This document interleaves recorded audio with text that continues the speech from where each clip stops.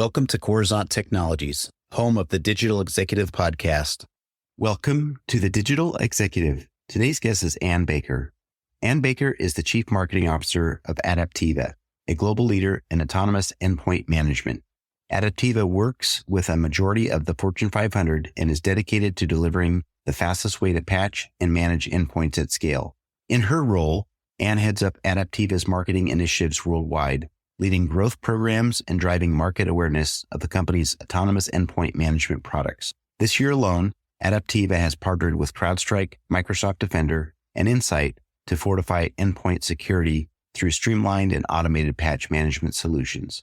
This is a world Ann knows a lot about. She spent more than 25 years of technology marketing experience at high-growth companies. During her career, she was head of worldwide partner programs at multi-billion-dollar analytics and AI company Teradata, where she drove go-to-market activities with AWS, Google, and Microsoft, as well as the hundreds of partners in the Teradata ecosystem.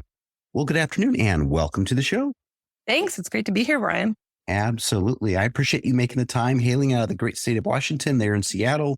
Beautiful city, as I'm over here eating some barbecue in Kansas City. So again, do appreciate you making the time. Let's jump right into your first question, Ann. As Chief Marketing Officer of Endpoint Management Leader Adaptiva, can you talk about the importance of keeping organizations safe from cyber attacks in the wake of July's CrowdStrike outages? Sure. Yeah. It's a scary time to be in IT and security operations these days, Brian. Seems like every day we're hearing about companies being breached or attacked and vulnerabilities and risks continuing to grow. And the IT and security teams are faced with a mandate right now to reduce those risks. But with 90% of attacks starting on endpoints and devices, unpatched devices still remain one of the greatest risks to an organization. So for many years, patching aggressively has been one of the key ways for organizations to stay safe from cyber attacks. But what we saw recently is that patches can cause some problems too, right? A bad patch can have pretty dire consequences, as we saw with the July CrowdStrike outage. Deploying one bad patch there led to, a pretty significant, I think over 8 million devices going offline, and that included banks, hospitals, and more. And so when it comes to keeping organizations safe, we shouldn't slow down. We still need to patch, but we have to make sure that we're striking that balance between patching aggressively and maintaining safety and security and the customer experience. Absolutely. And being in technology myself and being very well versed in change management, you can never over-test, never over-communicate. There's a lot of controls that should be in place for these sorts of things, but we all learn a lesson from it. And I think it's great. And I appreciate what you've shared this evening. And business leaders want to do what's best to protect their organization's security posture. And there's some discussion on whether manual or autonomous patching is the safest route to take. Why is moving back to manual patching a bad idea, and how does automation offer a better path forward? I completely understand after things like the recent outage, the public has sort of a knee-jerk reaction that maybe we should slow things down and wait for certainty before we patch. But there's no certainty in life, Brian, and we can't wait for things to be perfect before we act. So especially when last year, I think there were over 26,000 new vulnerabilities disclosed and detected, and 25% of the highest risk ones were exploited on the same day they were published. So manual patching just can't keep up with that. The number of attack surfaces that organizations have to protect against now far outnumber something that humans can handle on their own without automation. And that's why we're really seeing automation become a must. But automation with the necessary controls in place is key. Moving fast, but moving safe is the way that we really can keep up with today's threats. Absolutely. There's no way we can keep up doing the things we used to do in the past manually. We have to start automating a lot of things. We just need to ensure there are those controls in place, as you mentioned. So I appreciate that. And then, Ann, how can automated patching solutions help prevent widespread issues like the recent CrowdStrike related outages? If automated patching is done well, it can offer both speed with control. We believe that organizations should be able to set their patching rules and then let software really do the rest. And, things like the CrowdStrike outage taught us that with automation, if you can roll things out in waves, that really helps minimize the risk of patching while still patching aggressively. So, for example, deploying a first wave of patches to a test group of non-critical machines first, and then waiting for those patches to be validated as safe before going to the next group. That kind of wave approach to a rollout can really help to allow you to patch with speed, but do it in a controlled way. So if patches break things, which they often do, you have a very limited number of devices that will be impacted. And you have the ability for a human to intervene before it goes wide at scale across your enterprise. Thank you. And that's just very well spoken. Again, my background being a lot of change management, deploying patches and code and that sort of thing. Again, you never can be too cautious and you never can plan too much, but obviously there's ways to do that. You feel the pain of patching, Brian. I know.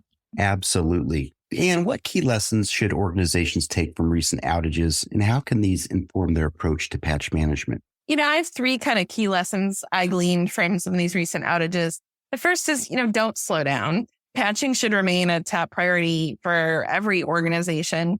Just slow manual patching, reactive patching actually presents more risk than it does benefit. And so I believe it's much riskier to patch too slowly than too aggressively. So we shouldn't let these outages make us be fearful about automation and patching aggressively. We still want to do that. Number two is get proactive about putting those guardrails in place to make automation work with control.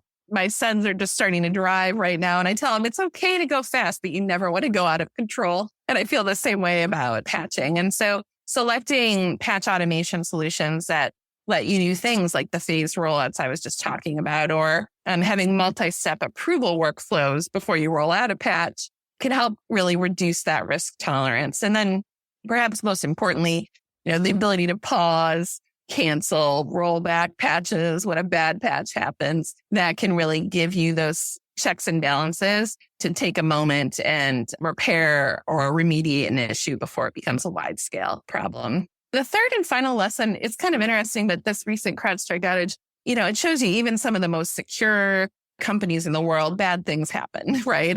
A quality control issue can happen and suddenly you find yourself in the news. And I think it's about how you respond in those times that really counts. And we saw CrowdStrike be very transparent, very quick to respond. And for me, that says a lot about how you're able to retain trust with your customers and the people that you impact. And so learning, again, how to respond in a very authentic way and keeping customers top of mind in those bad times when things go wrong is a key lesson that we all can take from that whole outage. Absolutely. And this is really like a patch management 101 podcast, I feel, but it's so needed. And I do appreciate your insights. And Anne, last question of the evening, any final thoughts for our executive audience? Any key takeaways on how to stay safe in today's digital landscape?